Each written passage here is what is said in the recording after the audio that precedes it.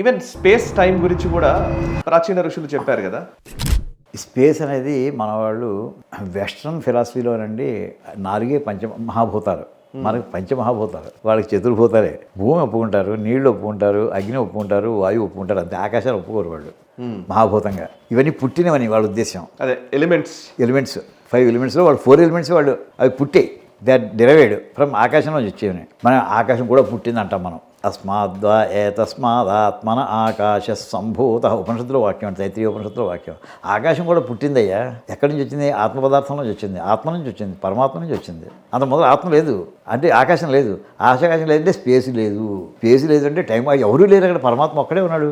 అది ఎన్నాళ్ళు మెరుగుగా ఉన్నాడంటే ఎలా చెప్తావు నువ్వు? దానికి టైం యూనిట్ అక్కడ గడియారాలు ఉన్నాయా? భూమి తిరుగుతుందా? సూర్యుడు తిరుగుతున్నాడా? ఎవరు తిరగట్లేదు. ఎవరు తిరుగుతుంటే టైం కౌంటింగ్ స్టార్ట్ అవుతుందండి. తిరగడమే లేకపోతే, తిరిగివాడే లేకపోతే, అటువంటి స్థితిలో ఆ వేళ స్పేస్ టైం అన్నీ కూడా ఏంటంటే దాన్ని సింగులారిటీ అంటారు. సింగులారిటీ ఇంగ్లీష్లో వాడేది, సైన్స్లో వాడేది. అక్కడ అన్నీ కూడా ఊహించిన స్థితిలో ఉండిపోయాయి, కనిపించట్లేదు. అది ఎప్పుడైతే ఒకసారి ఆయన సంకల్పం చేశాడో టక్కుని మొత్తం బ్రహ్మాండాలన్నీ బయలుదేరాయండి.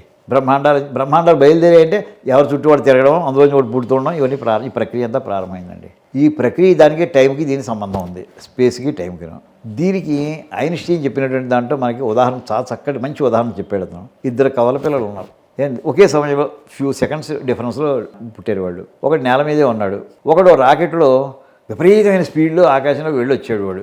ఏమండి వాడు తిరిగి వచ్చాడు. తిరిగి వస్తే కింద వాడికి అంటే కింద భూమి లెక్కలో 20 సంవత్సరాలు తిరిగాడండి వీడు. సో లేకపోతే 40 ఏళ్ళు తిరిగాడు. వీడి గడ్డాలు మీసాలు వాడికి నెరిసిపోయాయి. వీడికి కింద ఉన్నటువంటి వాడికి. ఆకాశంలో వెళ్ళిన వాడికి వాడు ఒక రోజులో తిరిగి వచ్చాడు. వాడు నిన్న ఎలా ఉంది ఈవేళ అంతే. ఒక రోజు గడ్డ పెరిగితే ఎలా ఉంటుంది అలా ఉన్నాడు వాడు, అంతే. అంటే ఆ స్పీడ్ని బట్టి చెప్తా, ఆ ఉదాహరణ బట్టి వస్తాడండి. ఆ స్పీడ్లో కన్నా 186,000 మైళ్ళ స్పీడ్ దగ్గరలో కన్నా నువ్వు వెళ్ళగలిగితే టైం ప్రభావం నీ మీద ఉంటుందయ్యా. పూర్తిగా లైట్ స్పీడ్తో వెళ్ళిపోతే అసలు ఉండదే నీకు. ఆకాశంలో వెళ్ళిపోతాను భూమి అంటే ఏమైందంటే థియరీ ఆఫ్ ఇదంతా కూడా ఆకాశం ఇవన్నీ కూడా సాపేక్షమైనటువంటివి తప్ప నిరపేక్షమైనవి కాదు, అబ్సల్యూట్ కావు ఇవి. ఒక దాన్ని బట్టి ఆధారపడినటువంటివి. ఆధారపడిందన్న ఎవరి మీద? పరమాధారం ఎవరు? పరమాత్మకు.